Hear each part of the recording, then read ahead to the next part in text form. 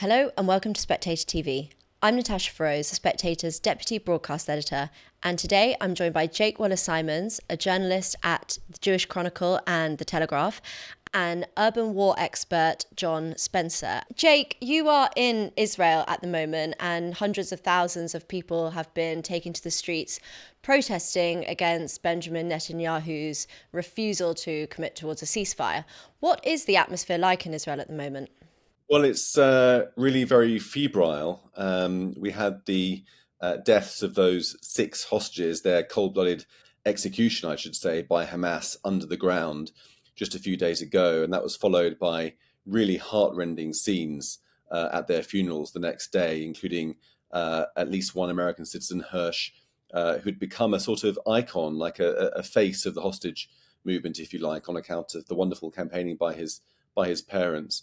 And the country was really grieving because I think it had been allowed to hope that they would come back as part of a deal, and their executions really hit people hard over here. And it was followed immediately by people taking to the streets in protest against Prime Minister Netanyahu, blaming him for not getting those people back by refusing to commit to a deal because he's holding out against the idea of Israel withdrawing from the Philedephi corridor, which is that narrow strip of land along the border between Egypt and Gaza, where hundreds of smuggling tunnels go, and that's where the arms, cash, and personnel are brought into the Gaza Strip from Egypt. It's its lifeline, if you like. So Netanyahu's argument is that allowing the IDF to leave that will allow Hamas to regroup, rearm, and do October the 7th again, whereas a lot of other people in Israel feel that it's more important right now to get those hostages back. It does look like the majority of Israelis do prioritise getting the hostages back. I think it's 53% of the public want the hostages to be prioritised. Over 29% prioritise the Philedephi corridor. Is that the sense you're getting in Israel at the moment? Obviously, there are hundreds of thousands of protesters taking to the streets, but are they the ones just with the loudest voice? I think that really it's the debate itself is quite a difficult and certainly a very anguished one. How do you save the most lives? Everyone wants the hostages back. Everyone wants another October the 7th to be prevented. But the question is of judgment, whether it's better to give up the Philadelphia corridor for the hostages or the reverse. But it's become so heavily politicized and the debate has become so overheated, with politicians slagging each other off, accusing each other of being sympathizers with Hamas, or standing in the way of, or killing hostages, that sort of thing. That everyone it's become a proxy for a very, very unpleasant political atmosphere which has been building in Israel over the last year or more since Netanyahu took power on the basis of that coalition, which includes far-right members.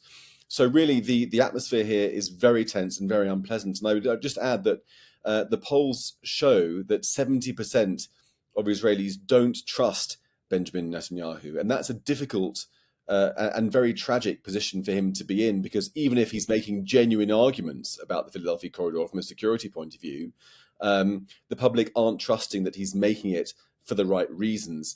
So the whole thing really is wrapped up in a lot of political dysfunctionality, which is adding a lot of heat and not very much light to what is a very, very serious, even existential debate.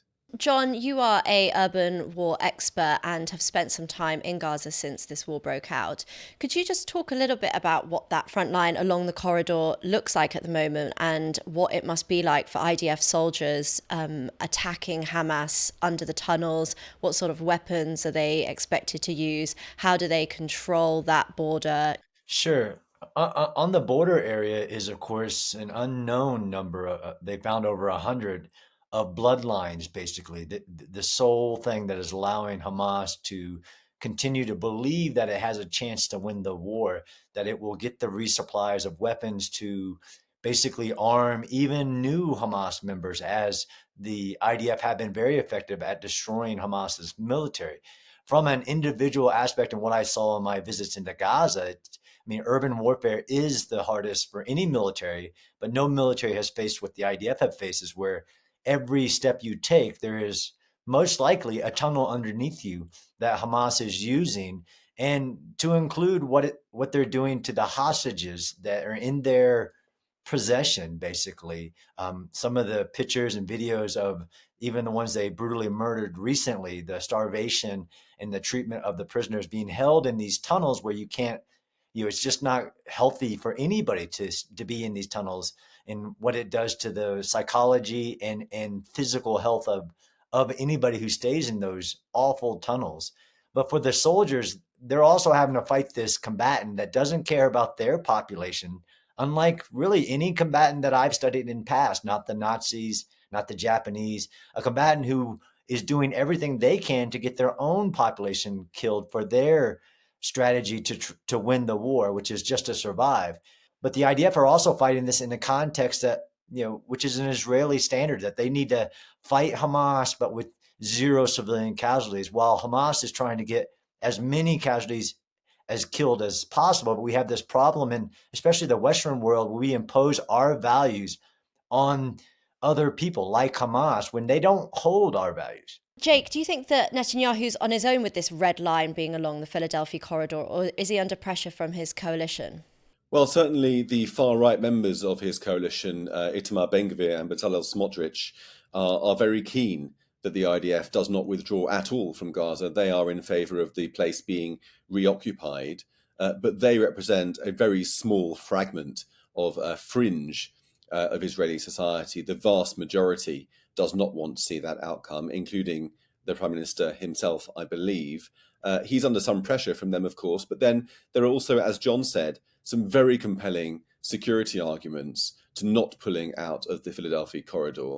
I think that the last 17 or so years since Hamas seized power in Gaza have been characterized by some complacency and naivety on the behalf of the Israeli government in thinking that if you can just allow enough stability into Gaza, allowing money in, allowing 17,000 Gazans to work in Israel each day to support the economy, and maintain a containment strategy of military superiority, then sooner or later the people inside Gaza won't want to fight you, and eventually some sort of transformation will take place. Well, October the 7th showed that was profoundly naive. That concept, as they call it, hakonceptia, was profoundly naive and was mistaken, and people underestimated the depths of the depravity of Hamas and their willingness to sacrifice, as John said, their own citizens and their own territory, all in the name of some kind of jihadi ideal, which is just contemptible and depraved. And so right now, there's a big concern in certain quarters that pulling out of the Philadelphia corridor would once again be back to that habit of underestimating Hamas, thinking it will be fine when it might very well not be. And there's a lot, as we saw on October the 7th, there is a lot at stake here. How are the Egyptians reacting to this part of the negotiations? Are they involved in the discussions, and who do they want to see in control of that border? Well, the Egyptians would be involved if the Israelis were to pull out of Philadelphia corridor, certainly, because they would be called upon to take on the security of ensuring that weapons and cash and personnel are no longer smuggled into Gaza and those tunnels don't reappear. Of course, the Egyptians have been in charge nominally of security for the past 17 years, ever since Israel pulled out of the Philadelphia corridor the first time around. In fact, the history of the Philadelphia corridor was that it was initially placed under Israeli control, but Israel felt that it was indefensible because it's so narrow and therefore pulled out, leaving the security to Egypt. But given the endemic corruption in the Egyptian military, backhanders were very effective. And before long, Hamas were able to drill these more than 100 tunnels into Egypt, and the rest, as they say, is history. So Egypt would need to play a security role if Israel were to withdraw. But I think on the whole, Egypt has really been reluctant to get involved with this at all. Don't forget, Egypt had its own problem with the Hamas insurgency during the Arab Spring, which was very unpleasant for them. Hamas and the Muslim Brotherhood are two sides of the same coin. So Egypt has no love for Hamas.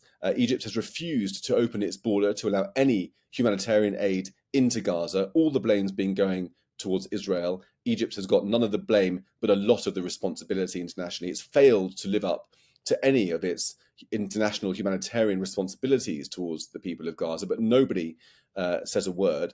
And Egypt, of course, resisted the Israeli invasion of Rafah tooth and nail. It even tried to bring Israel to the International Criminal Court with South Africa to support that case, even though Egypt's human rights record is abysmal, because it was trying everything it could to stop the world from finding out how complicit Egypt has been in the build-up of Hamas's forces in Gaza. So Egypt has this uneasy peace with Israel, has got a very checkered past with regard to Hamas, but overall, it's just saying, leave us out of it. But that must put massive pressure on Egypt's relationship with Iran, no?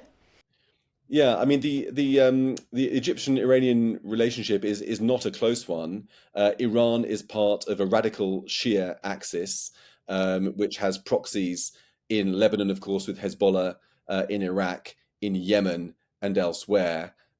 Egypt, on the other hand, is a conservative Sunni power, which really is on the other side of the fence to the Iranians. And Egypt, of course, does have a peace deal with Israel, and they do have a security relationship which is very, very valuable indeed to both countries. So I would say that Egypt and Iran have an oppositional dynamic, not any kind of alliance. I'd like to ask both of you about Professor John Mearsheimer, who's someone we've had on our Spectator TV show several times. We met him in Chicago just a couple of weeks ago. And I suppose a foreign policy realist perspective is that perhaps there's another strategy involved in Netanyahu's plan. Perhaps this is more about Netanyahu wanting to keep hold of his reign on Israel and not wanting to concede power. John, what did you make of that? And Jake, maybe you answer after John. Sure. So, I think it's just not based on the facts of the war. Netanyahu is not a dictator. It is a democracy with a cabinet, with a nation to secure. And the ideal that Israel, again, these are the misconceptions that Israel has been the hurdle to a temporary ceasefire to return the hostages. It's just not true. Israel has actually agreed to all the bridging strategies proposed by the United States, but won't sacrifice the security of Israel, which no nation would be required to, in order to allow Hamas to conduct October 7th and then survive. Israel has a national security concern to remove or demilitarize Gaza and remove Hamas from power, never letting them have power again. But the idea that Israel or Netanyahu himself is the biggest hurdle to a temporary ceasefire that would bring hostages home is just not true. Jake? I agree with John. I think that in Netanyahu's mind, so far as anyone can ascertain, there's obviously going to be a mixture of political motivations and his own personal gain, but also national security motivations and what's good for the country. And with any politician, that's always going to be mixed up. And like I said, Israel is so divided at the moment, and the arguments are so febrile. The left are accusing Netanyahu of scuppering a deal because with a hostage deal, the far-right members of his coalition have threatened to bring down the government by resigning and toppling him from power.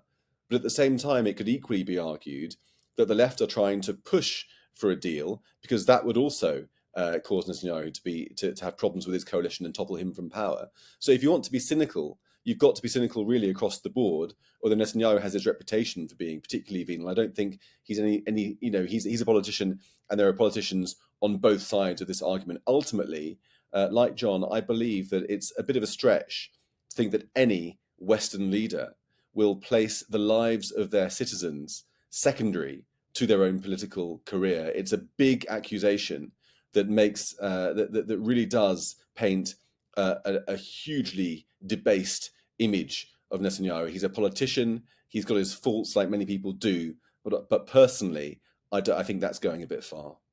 John, I want to ask you about a decision taken this week in Britain where our new Foreign Secretary David Lammy has put an embargo on some of our arms exports to Israel. It was quite a controversial decision, especially to come immediately after the announcement that 6 of the hostages were murdered by Hamas. What was your reaction to this? And could you talk a little bit about how much Israel relies on UK arms, what sort of weapons they are that they rely on? Because to me, it just seems like it's surely a fraction of what America sends to Israel in the first place. Yeah, I was very unhappy to see that decision, mainly because I know it's based on really a lot of misinformation about the way that Israel has executed the war and what it's done to protect the civilians in Gaza in the back. But it is a small fraction of what Israel, basically Defense Department needs, but it is a terrible signal to send to all of the world, that the British government is going to make decisions based on not fact, but misinformation, on inferences and assumptions, and the use of Hamas casualty numbers. It's very problematic, not necessarily from a real terms of Israel's defense, but in signal to the world that you have a democratic government, a part of the Western world, making a decision based on totally baseless and problematic for the security of Britain, for the UK's military and its future wars, that the law of war has no meaning. It's just the law of public opinion, which would be really problematic for everybody. So it's really unfortunate to see. Yeah, I totally agree. I mean, Israel is good at fighting wars. Hamas is good at propaganda. And, there's no greater authority in the world in urban warfare than John. And he's attested that Israel is doing more to protect civilian life, having seen it on the ground, than any other country in the history of warfare. But you wouldn't know it from our TV screens, because that's basically controlled by Hamas, in that they censor all the footage that comes out of Gaza. Anybody listening to this, I would suggest that you ask yourself, when's the last time you watched the nightly news on television and saw a single image of a dead or wounded Hamas fighter? The answer will be never. Why is that?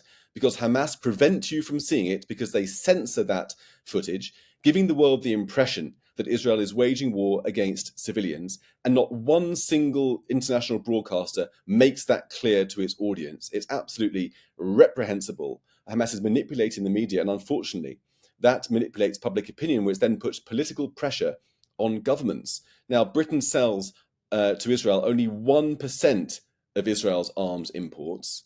The UK government is now suspending 10% of the 1%. So it's negligible. It makes no difference at all to Israel's ability to defend itself. But it invites attention to the other countries to whom the UK government sells arms. Qatar is sold more than £3 billion of arms over the last 3 years. Qatar, the foremost sponsor of Sunni terrorism in the world.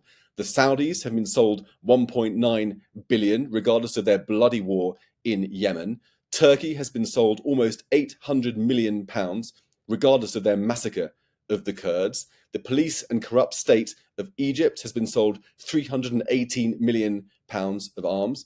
Israel, the Middle East's only democracy that's battling for its life while trying to protect civilians against the same jihadi foes that would kill us and have done in the past, has purchased £83 million.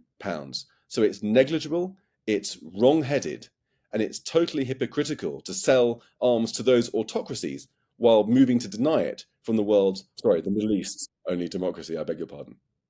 Would you think it's just purely tokenistic? Do you think it's an attempt to pander to what is a real problem for Labour, which is the Muslim vote? Well, I think David Lammy obviously has these two constituencies to cater for, to look after. One is the Jewish constituency, Jewish voters, who were very abandoned during the Corbyn years. In fact, abandoned Labour during the Corbyn years because the party became institutionally anti-Semitic. So Labour's tried hard to win those voters back. At the same time, it hemorrhaged Muslim voters to pro-Gaza independents at the general election, and is very worried about losing their support further. I think that worry is overblown, because Labour has such a big majority, it doesn't need to cater to minority communities in that way. But it does seem as if it's influencing its foreign policy decision-making to some extent with this latest decision. I can only hope that David Lammy and Keir Starmer and the rest of the government begin to heed experts like John and begin to look at the facts which show that Israel is protecting civilian life in the way that no other country and no other military has done in similar circumstances in the past, and make foreign policy based on those facts, rather than the Hamas propaganda that swamps our airwaves and whips up certain segments of our society into a frenzy. And it's my hope that David Lammy will eventually revise this decision, and that wiser heads will prevail. And John, we're just 2 months away from the American general election. How much do you think this Israel Gaza war is going to be a massive feature when it comes to the voters in the polling stations? I think it will be a significant one. I mean, there's no shortage of domestic issues that will be, but I think that in the region, in the world, that everybody's waiting to November, and that's unfortunate for many of our allies that that's the case. But it is the reality. Absolutely, it will definitely play a role, and it seems to have already in the campaigns of both parties and both candidates, because it's a important issue. If people don't understand in the United States or anywhere else that what is happening there is Iran's ideal for redesigning the entire Middle East, if not world, and that allowing this to continue, this belief that the Hamas can do an operation, Hezbollah's attacks, Iran's attacks, you're basically upsetting the entire order of the region. And hopefully voters and both voters and politicians understand the gravity of that as much as they do Russia's invasion of Ukraine. Yeah, and lastly, I just have one final question for both of you. It's just something that I'm always puzzled by when we talk about this issue of eradicating Hamas.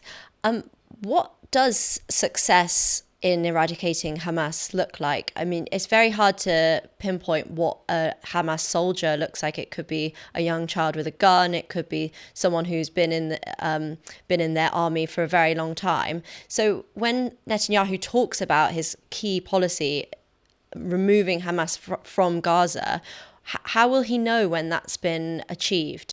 Sure. I mean, I wrote an article in Foreign Affairs recently to explain that. That is, Israel is winning in Gaza despite the misinformation, but it's on Israel whether they win. The clear definition of winning is Hamas is no longer has political or military power in Gaza ever again, or the capability to attack Israel ever again. That requires demilitarizing Gaza, but also finding a new power that will be the new governing authority in Gaza, in which Israel will have to continue to support through a security framework that prevents Hamas, who are going to try.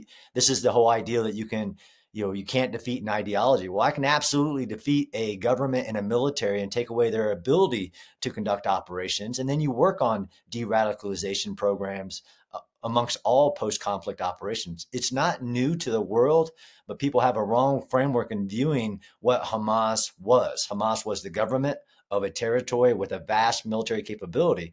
After you defeat them and you take their means away, then you implement new de-radicalization, new governance policies, so that you actually do free Gaza from Hamas and the Palestinian people lead a better life. But would that consist of Palestine being an entirely demilitarized zone so they can't defend themselves either? It means that there is no longer a government that, for the sole purpose of existing, is the destruction of Israel and the death of all Jews. Yes. So does it mean that they don't have a policing force and all of this? No. So there's a stretch. Jake, are you the same or do you have a different point of view? I tend to think that this question that's become so commonplace of, how can Hamas be destroyed? It's an idea. You can never destroy the enemy. I feel that it is a talking point that originated in sympathy for Hamas. I mean, it's quite obvious how you defeat an enemy. Think back to World War II, how we defeated Nazis. Nobody said, you can't defeat Nazism. It's an ideology, therefore let's not try. People fought the Nazis militarily, defeated them comprehensively, and then embarked on a program of denazification of society and installed or enabled to grow a proper, healthy democracy, which is flourishing to this day. It's quite obvious the same thing needs to apply in a different context, a more complex context in some ways, in Gaza. Hamas has got to be destroyed and dismantled militarily so it can never function to threaten Israel with the force of arms again. Then the population has got to be de-radicalized through a program of education, and some kind of stable replacement government, which is as close to a democracy as possible, has got to be found and formulated and encouraged to flourish and supported. Now, that's not easy. I'm not saying that's easy for one moment, but there really is no alternative. The alternative is what? Don't fight Hamas because you think they can't be destroyed because they're an idea? That makes absolutely no sense. It only invites another October the 7th. And I would just make this point to conclude. that if everybody wants a two-state solution, that will never happen with Hamas in power in any way, shape, or form. Hamas do not believe in a two-state solution. Hamas believes in the killing of all the Jews in the Middle East and beyond. They have a fanatical jihadist ideology. They will stand in the way of a two-state solution. They only want death, war, destruction, and victory for this fanatical ideology.